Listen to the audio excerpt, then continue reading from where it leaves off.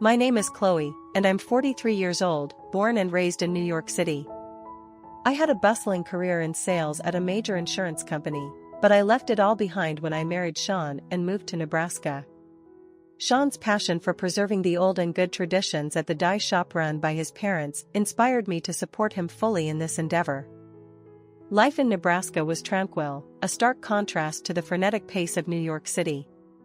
We lived with Sean's parents, which allowed us to deepen our family bonds and gave our daughter, Megan, a nurturing environment filled with love and stories of the past. Megan was always a bright and lively child, the center of our little universe. But recently, I noticed a change in her. The vibrant spark in her eyes had dimmed, and she seemed perpetually wrapped in her thoughts, distant and distracted. I had approached her numerous times, gently trying to coax her into sharing whatever was troubling her, but she remained silent until that fateful day. "Mom, I'm pregnant," Megan had whispered, her voice barely above a breath. The difficulty of those words weighed heavily in the air. Just by looking at her, I could see the internal struggle she had endured to reach the point of confessing. Her face, usually so full of youthful exuberance, was pale and drawn, etched with weariness. I was speechless, caught between a surge of concern and disbelief. Megan slowly extended her hand, holding a positive pregnancy test. My heart sank, the reality of the situation settling in. I had so many questions. How could this happen? When? Who was involved? But I knew I needed to tread carefully, providing her the comfort she needed to open up. "It must have been tough carrying this by yourself," I said, my voice soft, trying to keep my emotions in check. "Thank you for telling me. When did you take this test?"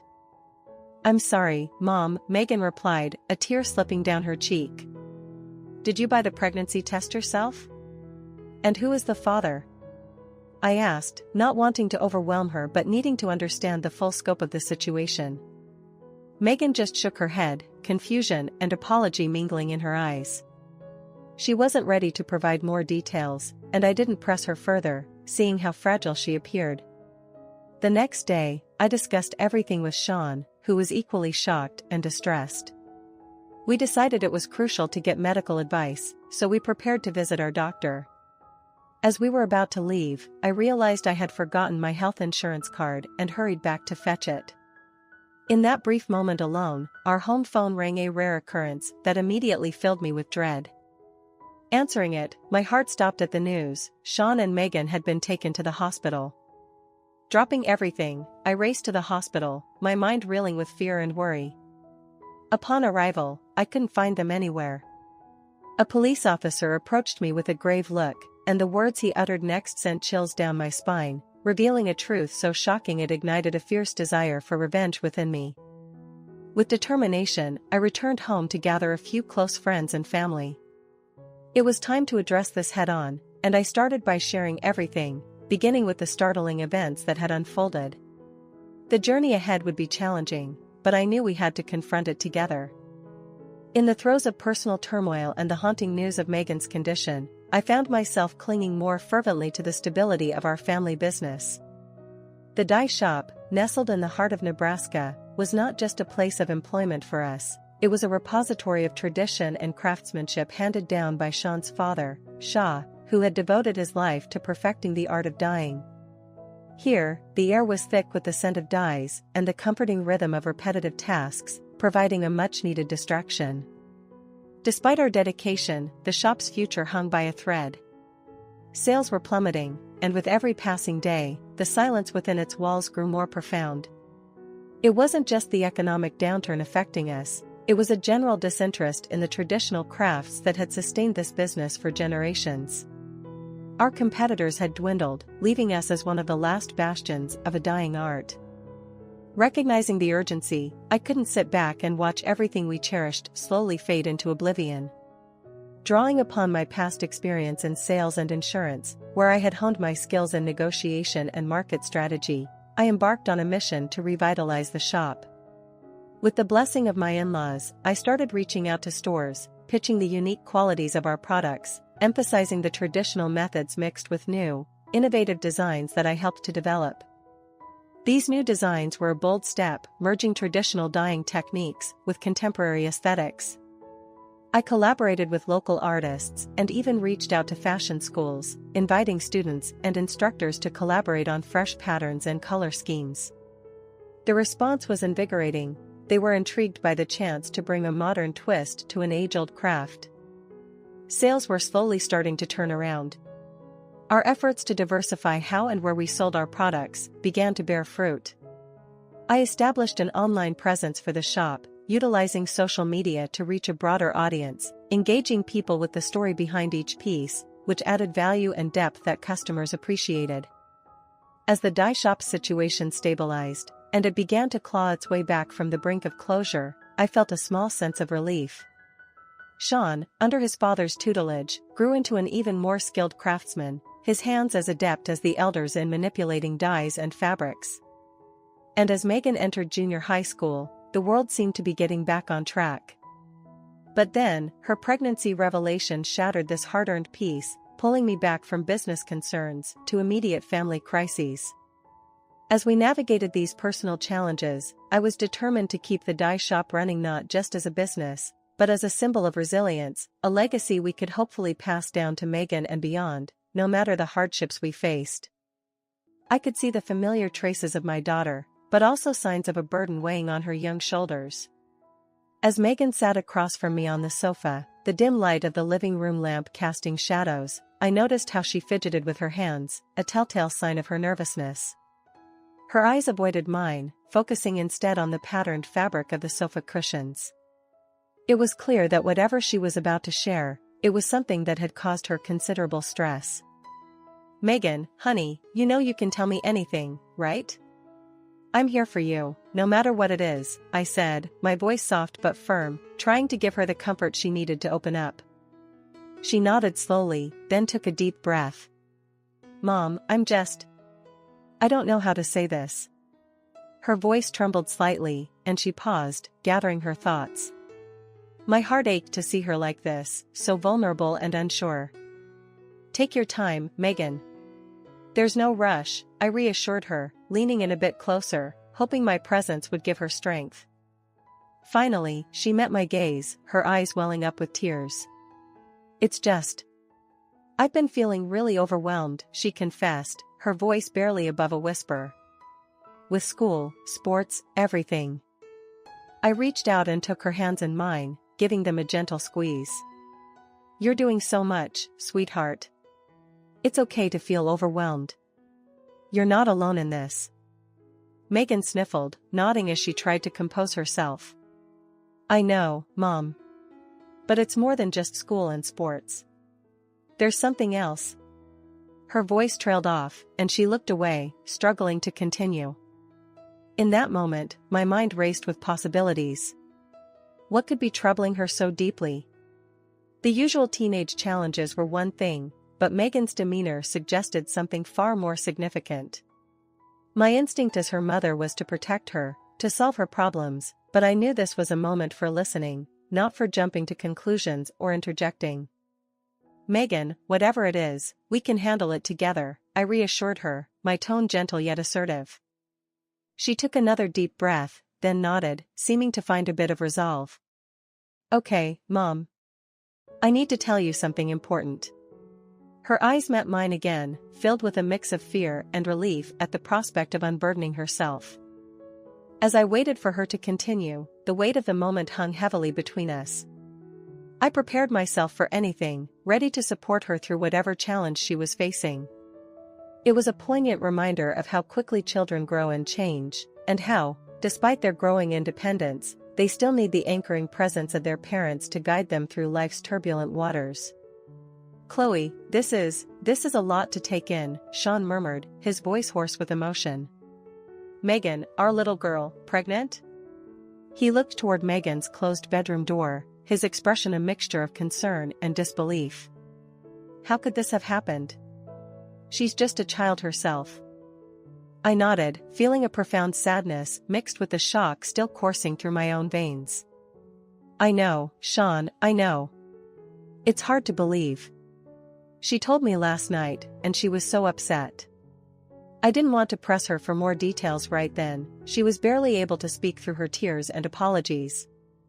Sean ran his hands through his hair, a gesture of frustration and helplessness. What do we do now, Chloe? How do we help her through this? His voice cracked, betraying his desperation to find some way to support Megan. We need to be there for her, Sean. She's terrified and vulnerable right now. We have to show her that we support her no matter what. This morning, I'm planning to take her to the hospital to confirm the pregnancy and talk about what options she has. It's important we handle this with as much love and understanding as we can muster. Sean stood up, pacing back and forth as he absorbed the gravity of the situation. Yes, you're right. We need to support her. I can't believe this is happening. Megan has always been such a responsible kid. I stood and reached out to him, placing a comforting hand on his shoulder. She still is, Sean. This doesn't change who she is. It's a tough situation, but we'll get through it as a family. Megan needs us now more than ever. Sean stopped pacing and looked at me, his eyes filled with worry, but also a determination to face this challenge head-on. Okay, he agreed, nodding slowly. Let's make sure she knows we're here for her, no matter what. Together, we made our way to Megan's room to wake her gently. As we approached her door, I felt a mix of dread and resolve. This was not just a crisis to manage but a pivotal moment in our family's life, one that would test our strength, unity, and love for each other.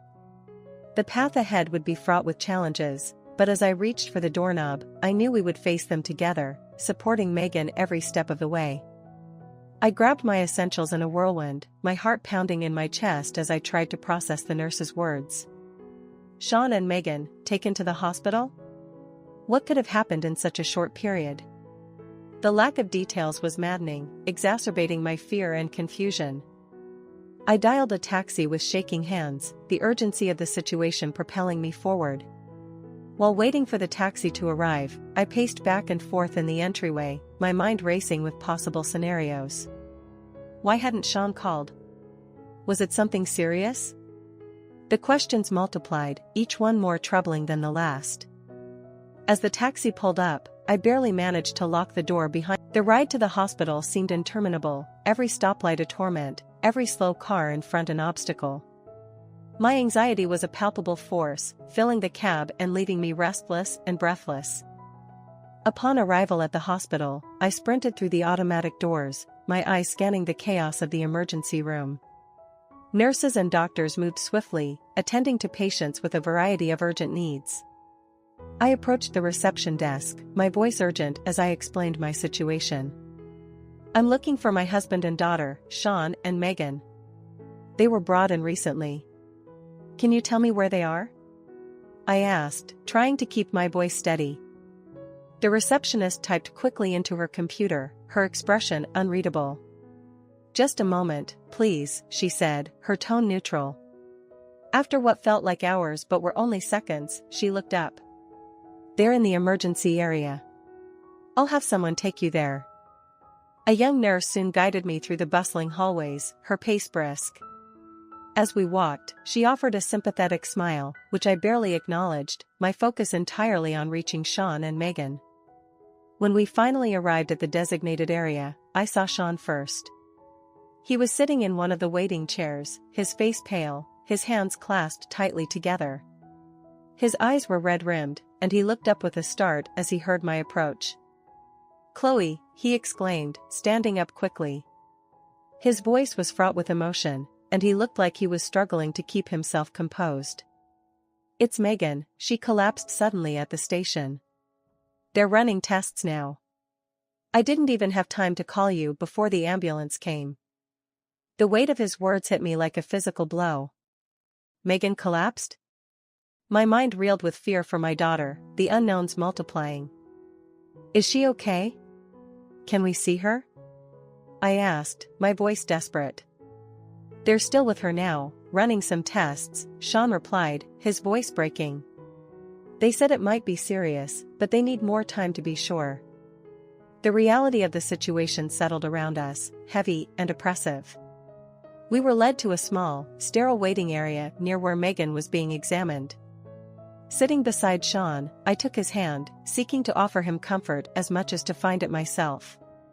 Together, we waited for any news, each minute stretching endlessly, enveloped in worry for Megan and what the coming hours might reveal. I could not help but stare at my sister-in-law, her unexpected reaction igniting a flurry of thoughts and suspicions in my mind. The room fell into an uneasy silence, the air thick with tension and unspoken questions. My father-in-law and mother-in-law looked from her to me, their expressions a mixture of confusion and concern. "Why would you react like that?" I asked, my voice steady but laced with an underlying urgency. The question seemed to pierce the heavy air, focusing everyone's attention squarely on her. She was visibly struggling, her hands trembling as she tried to maintain some semblance of composure. I just can't believe what you're saying. How could they? Why would they jump?" Her words faltered, her voice cracking under the strain of her emotions. Sean's parents, still reeling from the initial shock, tried to process the chaotic flood of information. "Jumped? Onto the train tracks? But why?" my mother-in-law asked, her voice filled with disbelief. "This doesn't make any sense. There must be some mistake." I shook my head, feeling a mixture of anger, sadness, and desperation. "There's no mistake," I said firmly. "The police officer at the station told me what happened. They were overwhelmed, and in a moment of despair, they made an impulsive decision. It's heartbreaking." My sister-in-law suddenly stood up, her chair scraping back loudly against the floor. "This isn't my fault. I didn't have anything to do with this." Her voice was loud, almost defensive, causing everyone in the room to look at her with widened eyes. "Nobody is saying it's your fault," I replied, trying to keep the rising tension in check. "We're all just trying to understand why this happened. Megan was obviously under a lot of stress, and we need to talk about everything that's been going on with her." But her reaction continued to nag at me. Why would she instantly assume blame? Her defensiveness was out of place, her anxiety palpable. I needed to know more, but decided that this was neither the time nor the place for accusations or confrontations. We were all hurting, and the priority was to support each other through this tragedy. "I think we all need some time to process this," I suggested gently, looking around at the distraught faces of my family.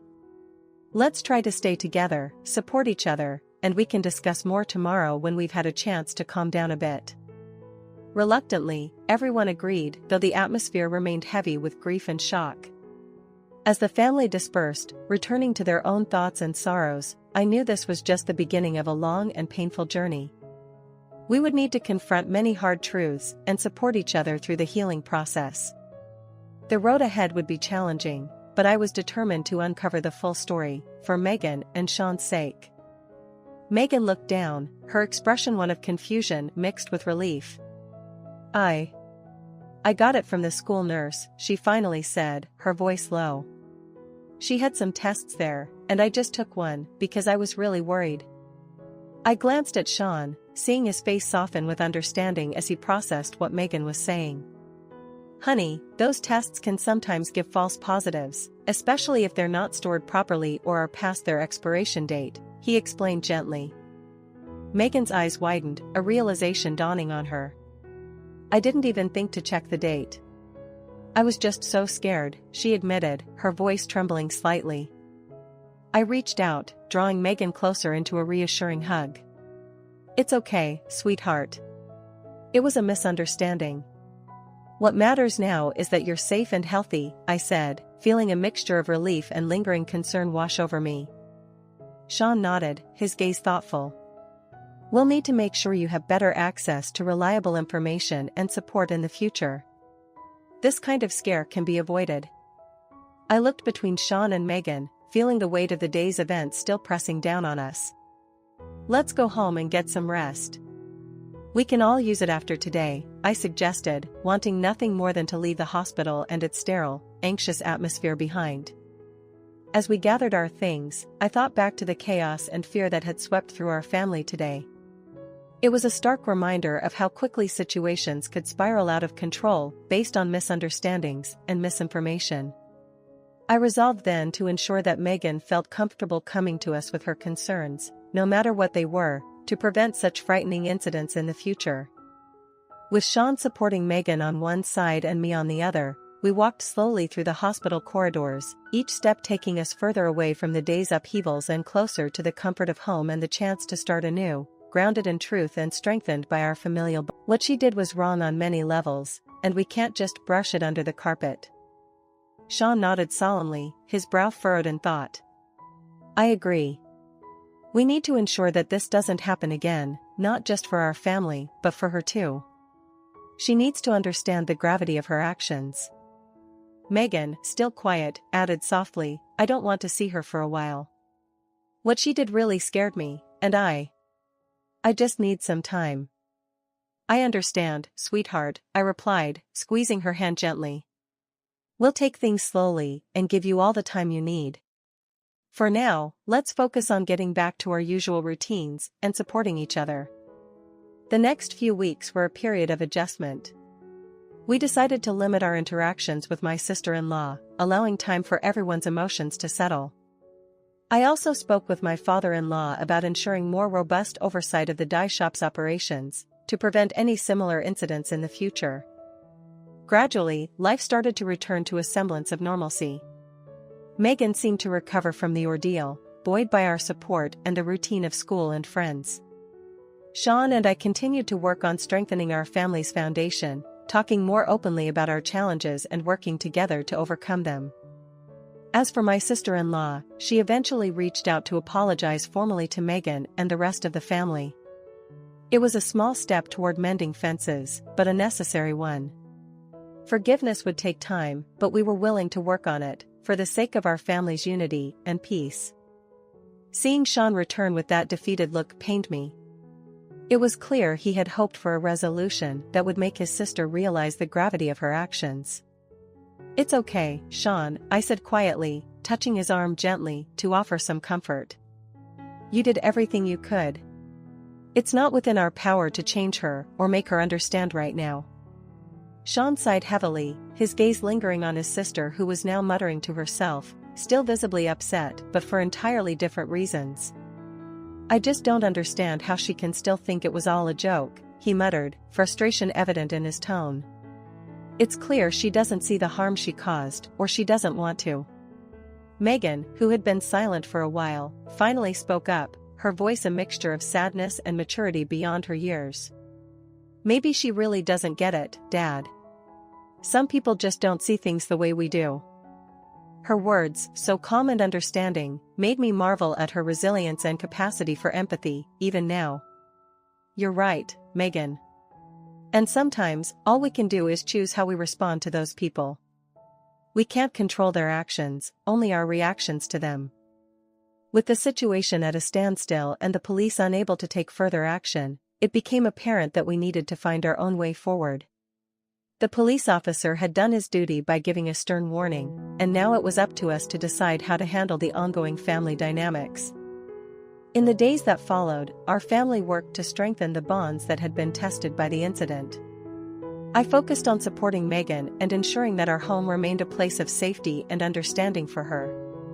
Sean and I discussed ways to manage future interactions with his sister, deciding that some distance might be necessary until she could reflect on her actions and perhaps come to an understanding of the harm she had caused. Despite the lack of a formal apology from Sean's sister, the community around us rallied. Our neighbors and friends, aware of the situation, showed their support in small but significant ways, reaffirming that the relationships I had built through genuine interaction and commitment were strong. Though the ordeal had been stressful and had left a mark on all of us, it also served as a reminder of the values we cherished as a family: empathy, understanding, and resilience in the face of adversity. Moving forward, we knew that maintaining these values would guide us through any future challenges, and that together, as a family, we could overcome anything. I listened, heart pounding, as the conversation unfolded.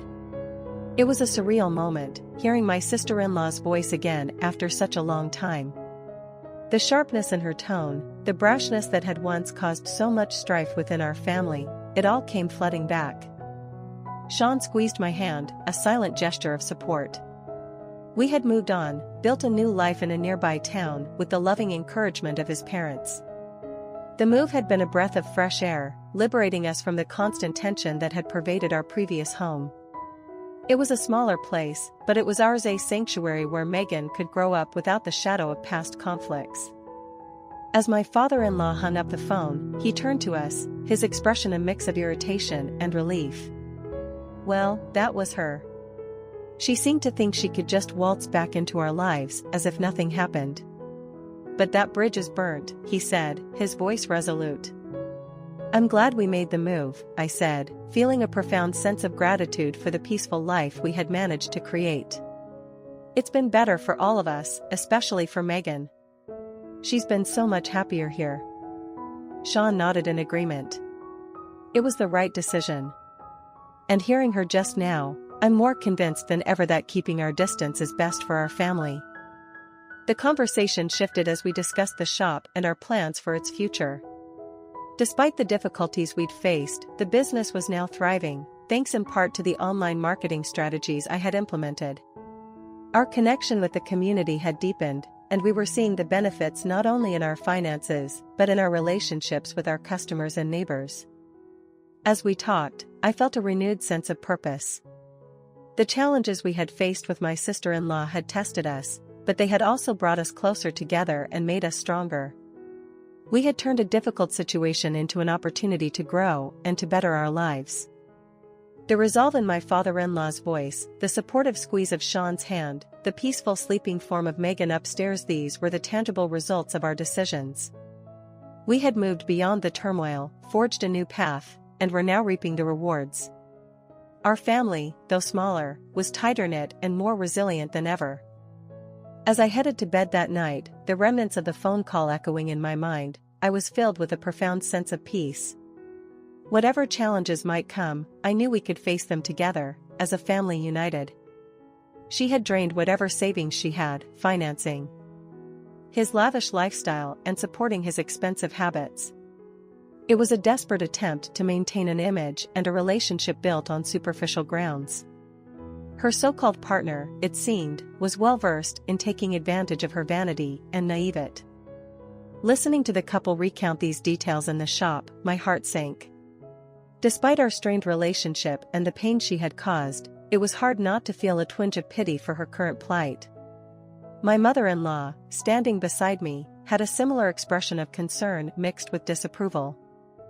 It's a hard lesson she's learning, my mother-in-law murmured, her voice low.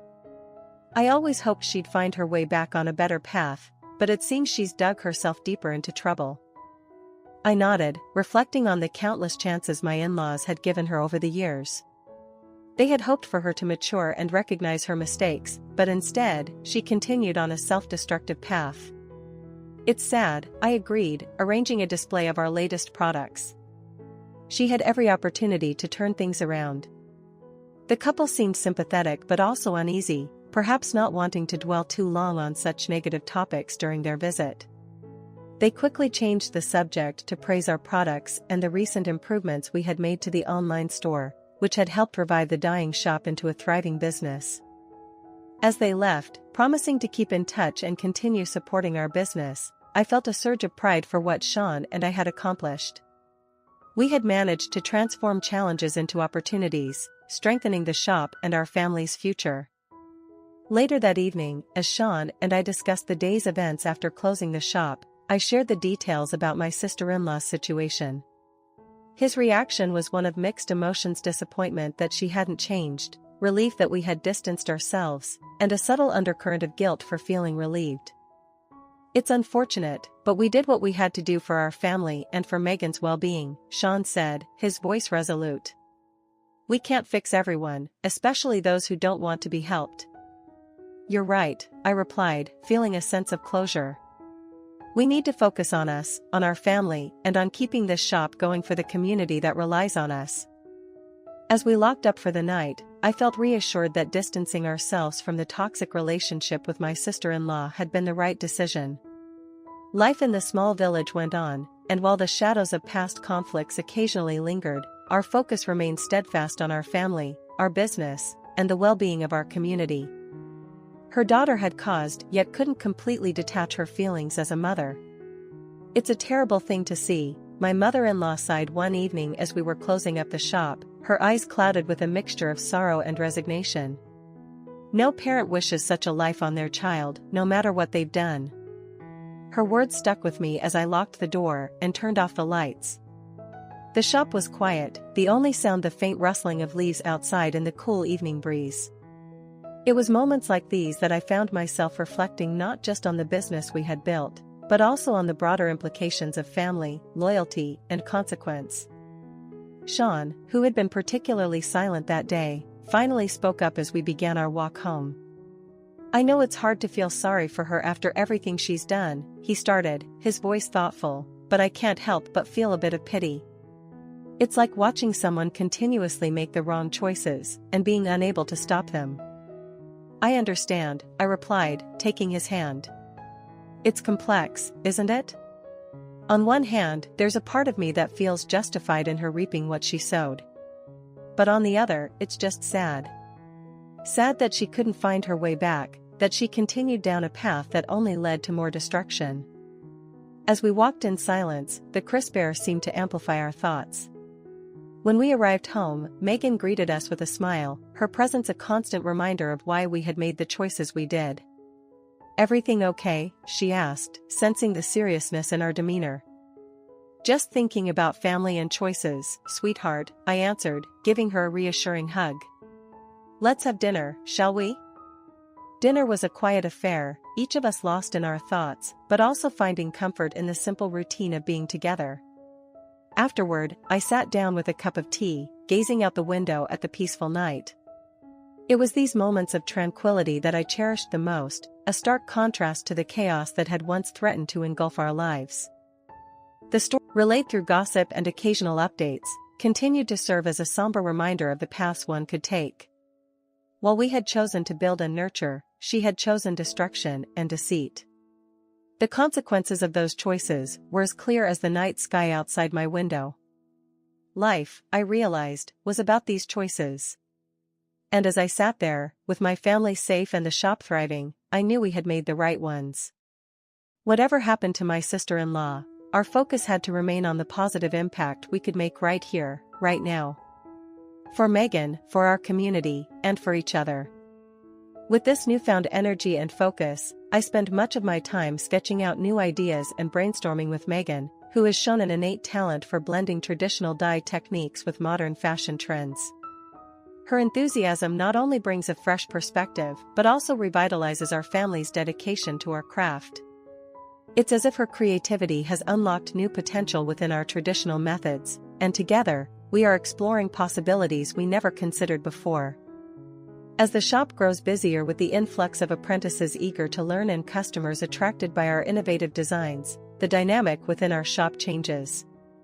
It becomes a hub of creative energy, with Sean managing the business side more smoothly than ever, allowing me to dive deeper into product development. One afternoon, as I was arranging some newly designed scarves on the display, a customer came in specifically asking for the scarves Megan had helped design. "I saw them on your website," she explained, her eyes bright with excitement. "They're exactly what I've been looking for, something unique and beautifully made." Hearing this kind of feedback fuels my passion even more, reinforcing the idea that blending traditional craftsmanship with contemporary design can indeed resonate with a broader audience. It's rewarding to see our work appreciated not just locally but increasingly from customers who reach out online from distant places. Sean and I often talk late into the night about our future plans for the shop. "I think we're on the right track," he says one evening, looking over some feedback we had received online. "Megan's ideas are catching on, and your designs have never been better. It feels like we're building something that will last, something meaningful." And indeed, as the months pass, the signs are encouraging. Not only does our financial stability improve, but our shop's reputation as a place of innovation in traditional crafts grows. We receive invitations to participate in craft fairs and design shows, and slowly, what was once a struggling local business begins to find its niche in a wider market. Despite the hardships we faced with my sister-in-law and the dramatic changes in our personal lives, these challenges have somehow paved the way for these successes. The support from the community, combined with the hard work and passion of our family, has transformed potential adversity into opportunity. Each day, as I watch Megan sketching her next design or see Sean negotiating a new contract, I feel a profound sense of pride and accomplishment. We've not only managed to preserve a traditional craft, but have also given it a new life, intertwining it with the future through innovation and fresh talent. The legacy of the dye shop, enriched by each new design and every apprentice who learns the trade, continues to grow, promising a bright future for our family and